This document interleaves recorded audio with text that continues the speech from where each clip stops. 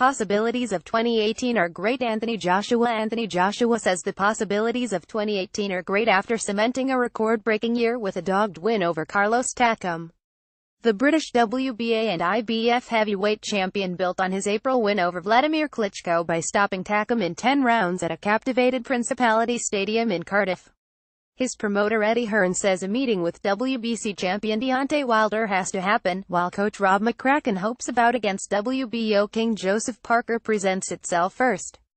The possibilities are bubbling nicely in the distance, said Joshua, 28. I'm not worried about 2018 because of the potential possibilities to come. I want the other two belts out there, whether it's Wilder first or Parker. Does AJ's power stand out? Is he Wilder ready? Anthony Joshua stopped Carlos Takam in the 10th round to defend his WBA and IBF world heavyweight titles with bouts, but Wilder in particular would serve to elevate Joshua's seemingly unstoppable rise through global sport further. A smooth-talking Briton versus a flamboyant American, both raw in the ring, both powerful. What is not to like? The sooner it happens, the better.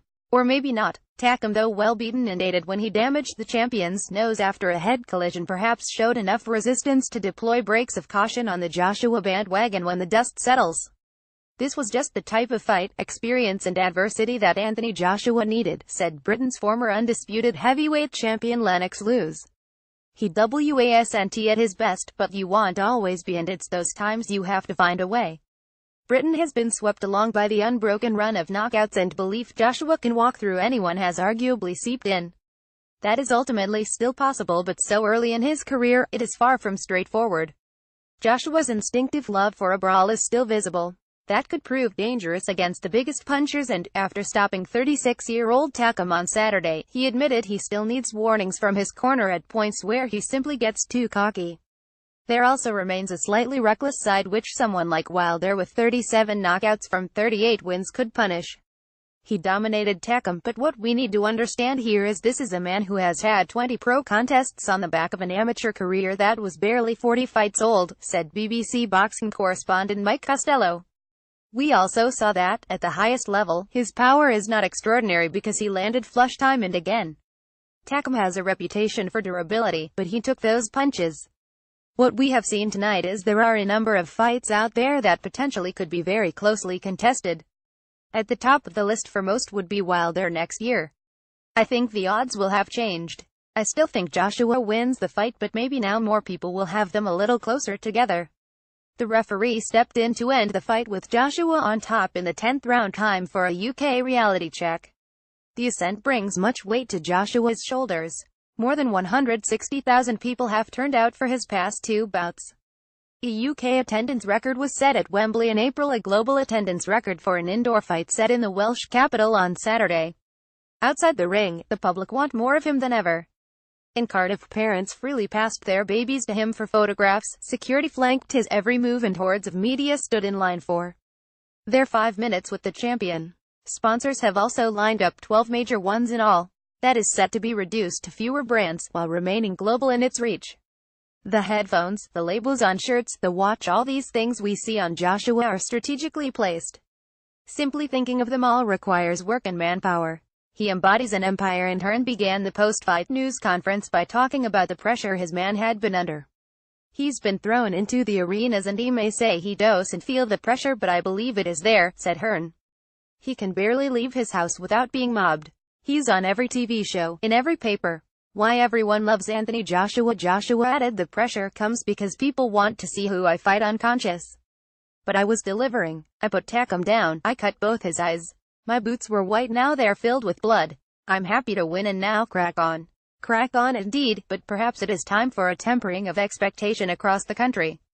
In stopping Klitschko after an enthralling contest, Joshua set public ambition alight. But he cannot reach boiling point every night, and sometimes we may have to be content to watch him simmer. He has always been keen to stop the comparisons with the greats, added Costello. Whoever you talk about, Jack Dempsey, Muhammad Ali, George Foreman, Joe Frazier, look at some of their title defenses. Some of them were routine, some were against men who were barely heard of, but they had to get through them. One of the great things to take from the Takam win is he got through it. In all champions' careers there are fights like this, where you just have to get the job done. Parker first to set up Deontay. WBO World Heavyweight Champion Joseph Parker has won all 24 of his professional bouts, with 18 coming by way of knockouts. It is likely Joshua will flee the nest and move out of his mother's flat in 2018 because work on a lavish home he has already bought should be completed. And his UK fighting home will possibly be replaced briefly too. Joshua's comments don't point to a man bursting to fight abroad, but Hearn has stated an international fight is likely. Such a move ties in with Joshua's wider management team's hope to grow the brand they are brilliantly constructing. He is on course to become one of the most popular British fighters of all time, said Costello. Maybe by this time next year we will be talking about the single most popular British fighter of all time. I imagine they would look first to win another one of the belts, the WBO crown held by Parker. That would then present Joshua with 3 belts, so the fight against Wilder becomes a history maker. Whoever wins becomes the first person to hold all 4 heavyweight titles since the inception of the WBO, Coach McCracken repeated Costello's logic almost verbatim for the media. Take on New Zealand's Parker and create a meeting with Wilder which, with so much on the line, would sell out any stadium quicker than it takes to rattle out a 10 count.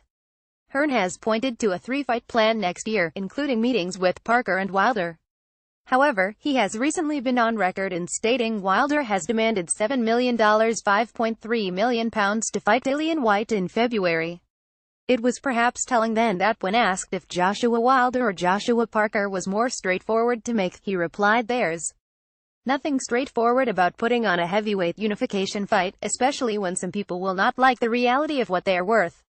Despite having options aplenty, Joshua maintains a humility and says he sees Mexican Saul Canelo Alvarez as the face of world boxing rather than himself. But many would argue Joshua is the sport's true star. Perhaps a simple boxing resolution for 2018 should be to calm ourselves, relieve some pressure and let him shine. Rugged nights like Saturday make the spectacular wins all the more spectacular, and a true champion must be able to deliver in both instances. Joshua has now shown he can. Could you match Anthony Joshua's workout routine?